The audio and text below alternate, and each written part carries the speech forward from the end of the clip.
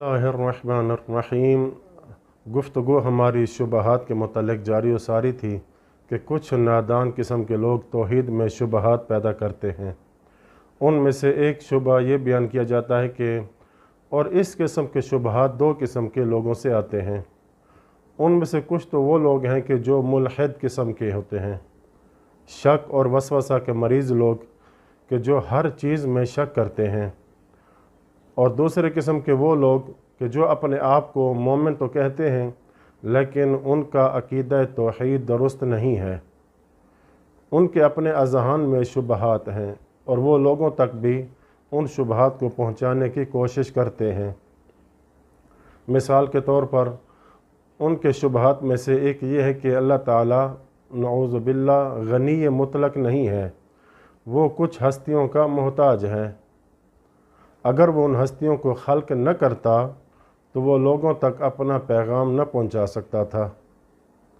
मिसाल के तौर पर ये लोग एक रिवायत नकल करते हैं कि अमीरुल मोमिनीन इमाम अली अलैहिस्सलातु वस्सलाम नहजुल बलागा में, मीज़ानुल हिकमत जिल्द 3 में और नूर सकलैन वगैरह कुतुब में ये बात मौजूद है कि मौला फरमाते हैं व इन्नल्लाह इख्तस्स लिनफ्सिही बअद नबिय्यही मिन बरिय्यतिही खास्सतन, कि अल्लाह ने अपने लिए रसूल अकरम सल्लल्लाहु अलैहि वसल्लम के बाद अपनी बरियत में से कुछ लोगों को अपने साथ मुख्तस किया, यानी अपनी तरफ अहले बैत अलैहिस्सलाम की तरफ इशारा किया है।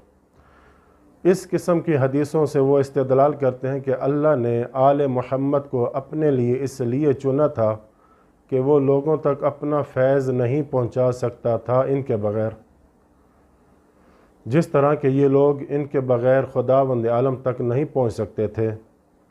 और वो लोग ये भी साथ ज़िक्र करते हैं कि अल्लाह की तरफ से आवाज़ आई कि ऐ हज़रत इंसान, जिस तरह तू इनके बग़ैर मुझ तक नहीं पहुंच सकता तो मैं भी इनके बग़ैर तुझ तक नहीं पहुंच सकता। तो क्या ये इस तरह कहना दुरुस्त है? अल-अयाज़ बिल्लाह, खुदावंद आलम किसी का मोहताज है?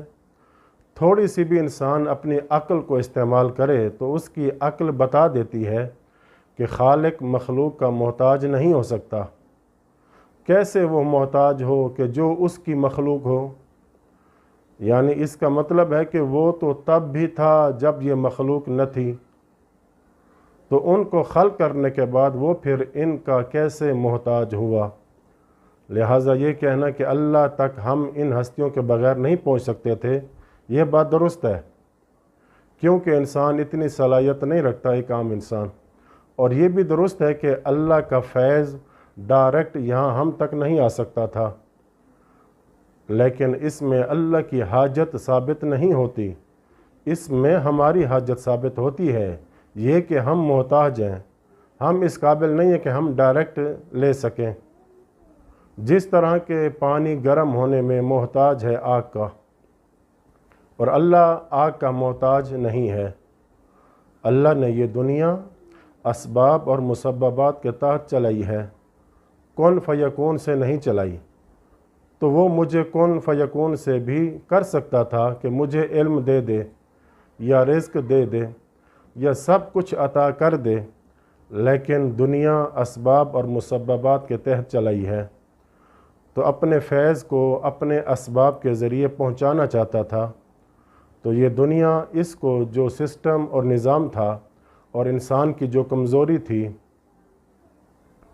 इसकी हाजत और ज़रूरत थी कि वो ऐसे मखलूक को खल्क करे कि जो अल्लाह ताला और बाकी मखलूक के दरमियान वास्ता बन सके। वरना तो ये कहा जाएगा कि अल्लाह जला ही नहीं सकता आग के बग़ैर, अल्लाह किसी चीज़ को ठंडा नहीं कर सकता बग़ैर पानी के, अल्लाह सेहत नहीं दे सकता बग़ैर इलाज के। नहीं, अल्लाह ताला ने ये सिस्टम, दुनिया का निज़ाम असबाब और उनके मुसब्बबात के तहत चलाया है, और इससे बेहतरीन निज़ाम नहीं हो सकता था। तो इस वजह से अल्लाह ने कुछ वसाइत बनाए हैं कि जिनके ज़रिए से हम तक फैज़ पहुँचता है। तो एक माना दुरुस्त भी हो सकता है कि हम तक अल्लाह ताला जो निज़ाम उसने बनाया है اس نظام کے تحت اللہ تعالیٰ اسباب اور مسببات کے ذریعے سے پہنچانا چاہتا تھا تو اس کے لیے ضرورت تھی کہ ان کو خلق کرتا۔ اسی طرح مثلا کہا جاتا ہے کہ اللہ اپنے ظہور میں اور اپنی معرفت کروانے میں محتاج تھا۔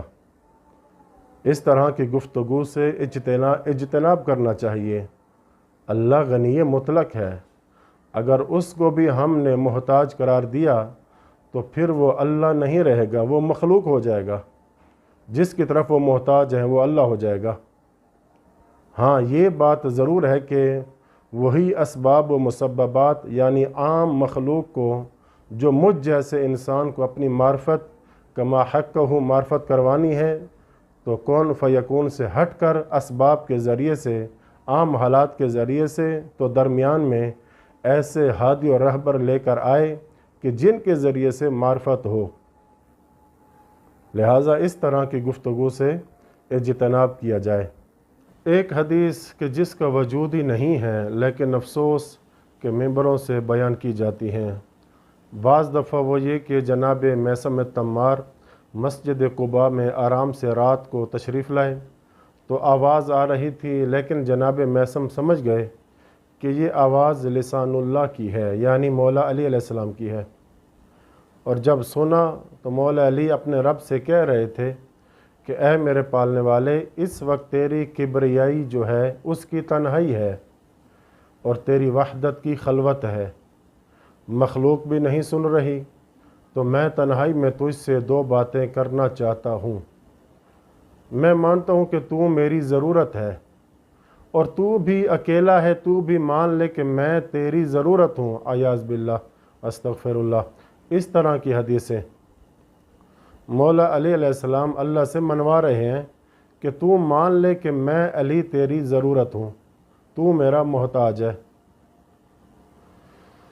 اپنی عقل سے کام لیں، خالق مطلق، قادر مطلق، غنی مطلق کس کا محتاج ہو سکتا ہے؟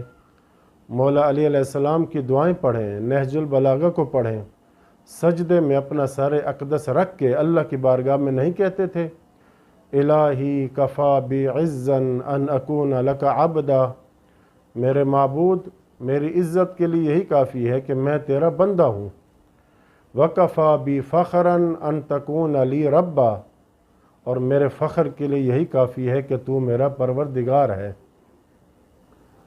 انت کما احب فاجعلنی کما تحب، اس آخری جملے پر غور کرنے کی ضرورت ہے کہ جس میں عرض کر رہے ہیں کہ اے اللہ تو ایسا ہے جیسا کہ میں چاہتا ہوں، پس تو مجھے ویسا بنا دے جیسا کہ تو چاہتا ہے۔ یہ نہیں کہا کہ میں ویسا ہوں کہ جس طرح تو چاہتا ہے۔ اپنے اللہ کی بارگاہ میں اس قدر عاجزی انکساری کہ سب کچھ تو ہی تو ہے، میں تیرا ایک ادنا سا بندہ ہوں۔ تو مولا علی علیہ السلام کیسے اس طرح کے جملے اپنے اللہ سے کہہ سکتے ہیں؟ اور اسی طرح کہہ رہے ہیں کہ اے میرے پروردگار، اگر تو نہ ہوتا تو مجھے وجود نہ ملتا، لیکن تو بھی یہ مان کہ اگر میں نہ ہوتا تو تجھے ظہور نہ ملتا۔ اس طرح کی من گھڑت باتیں کی جاتی ہیں، استغفر اللہ۔ اللہ تعالیٰ اپنی کون فیکون کے ذریعے سے ظاہر کر سکتا تھا، انسان کو خلق اس طرح کرتا کہ وہ اللہ کی ساری معرفت فطرت میں اس کے رکھ دیتا، لیکن اللہ نے نظام بنایا، انسان کو ایسا خلق کیا ہے تاکہ وہ محتاج ہو انبیاء کا، تاکہ وہ محتاج ہو محمد و آل محمد علیہ السلام کا۔ تو اس لیے ائمہ معصومین علیہ السلام کو ہادی و رہبر بنا کر بھیجا ہے۔ اس بات میں کوئی شک نہیں کہ وہ ہادی و رہبر ہیں، وہ اللہ کی معرفت کرواتے ہیں، لیکن یہ مولا علی نہیں کہہ سکتے کہ میں نہ ہوتا تو ظاہر نہیں ہو سکتا تھا۔ اللہ تعالیٰ چاہے تو انبیاء 1,24,000 کی بجائے کروڑوں انبیاء پیدا کر دے، ہر انسان کو نبی بنا کر دنیا میں بھیج سکتا ہے، ہر انسان کو امام کی ہی طرح معرفت دے کر بھیج سکتا ہے۔ تو جو مولا علی علیہ السلام کو خلق کر سکتا ہے، جو رسول اکرم صلی اللہ علیہ وآلہ وسلم کو خلق کر سکتا ہے، ذاتی طور پر اس کی قدرت میں کوئی شک نہیں ہے کہ وہ اور بھی اس طرح کی ہستیاں خلق کر سکتا تھا۔ یہ معرفت توحید ناقص ہے کہ جو کہتا ہے کہ اللہ نعوذ باللہ عاجز تھا۔ ہاں تو جو سسٹم بنایا ہے، جو دنیا اس نے چلانی تھی، وہ سسٹم ایک ہی مولا علی علیہ السلام کے ساتھ مناسب تھا، ایک ہی رسول خدا جیسی ہستی کے ساتھ مناسب تھا۔ تو لہٰذا لوگوں کو یہ تصور دینا کہ اللہ کسی کا محتاج ہے، یہ شرک ہے۔ اللہ کسی کا محتاج نہیں ہے، وہ غنی مطلق ہے، وہ قادر مطلق ہے۔ قرآن مجید واضح الفاظ میں کہہ رہا ہے، سورہ فاطر آیت نمبر 15 میں، یا ایھا الناس انتم الفقراء الی اللہ واللہ هو الغنی الحمید۔ اے لوگو، تم سب کے سب اللہ کے محتاج ہو، اور اللہ تو بے نیاز لائق ستائش ہے، وہ اللہ کسی کا محتاج نہیں ہے۔ تو یہ تھا اس شبہ کا مختصر سا جواب۔ اب ایک اور اعتراض یہ کیا جاتا ہے کہ نعوذ باللہ اللہ تعالیٰ تقدیر بنانے میں کچھ لوگ اللہ کے ساتھ شریک ہیں، گویا کہ اللہ اس پوری کائنات کے نظام کو چلاتا ہے، کچھ لوگوں کے مشورے کے ساتھ چلاتا ہے۔ اس شبہ کا جواب انشاءاللہ اگلی آنے والی ویڈیو میں دیں گے۔ وصلی اللہ علی محمد وعلی بیتہ الطاہرین۔